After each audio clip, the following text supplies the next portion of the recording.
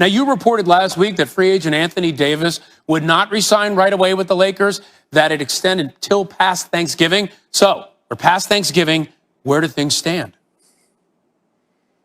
Yeah, Anthony Davis, his agent, Rich Paul with Clutch Sports, they're still talking with the Lakers, and you can expect the deal's going to get done here, before the Lakers formally start their camp closer to the weekend. Anthony Davis wants to understand what all his options are in terms of length of deal, and that's the conversation they've had with the Lakers. Does he do a deal like a 2+1 contract that would put him with LeBron James and have those two, be on the same contractual course? And so those are all conversations. He can do a longer 4 or a 5-year deal. Those are the conversations they're having now with the Lakers still. All right, and we've got 22 days until the scheduled tip to the NBA season.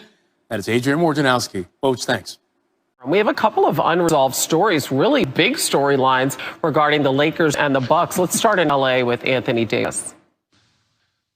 Yeah, how about the two biggest storylines of the NBA offseason? That's Anthony Davis and Giannis Antetokounmpo. Anthony Davis has not signed his contract yet. Training camp starts tomorrow, and it's led people in the league to wonder if he is waiting to see what Giannis does with his contract. The reason this is interesting, Hannah, is that the Lakers only have 2 contracts on their books for next year at just $15 million, because LeBron James has an opt-out clause in his contract.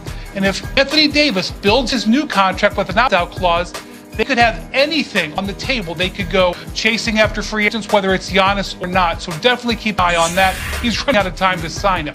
As for Giannis, he returned to Milwaukee from Greece over the weekend, and the expectation that the team has is they will meet with him in the next few days to discuss his contract extension.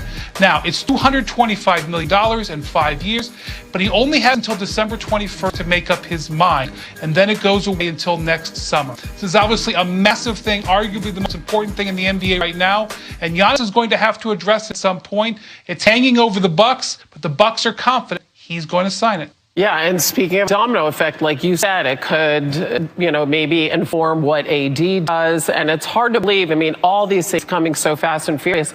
The season actually begins 3 weeks from tomorrow. That's unbelievable. Brian, as always, we appreciate the info. Thank you. So, can we start with Giannis, our 2-time reigning NBA MVP, because he enters the final season of his contract, as we all know, but he signed the Supermax 5 years, $228 million to remain with the Bucks. What sort of ripple effect could that have, Witty, on the rest of the league going forward?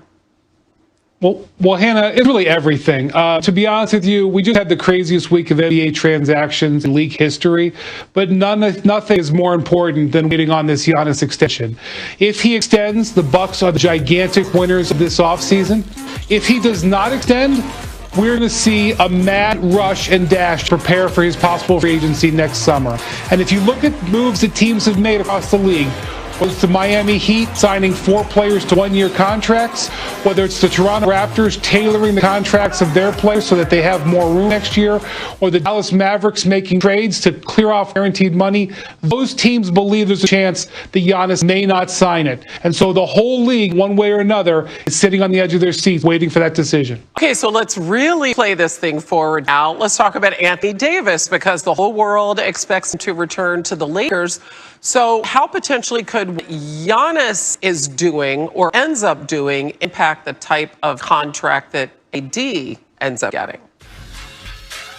It's unusual for AD to delay his signing for this long, and one of the things he could be watching is what Giannis does. If Giannis elects to sign the extension, then we could see AD potentially sign for longer.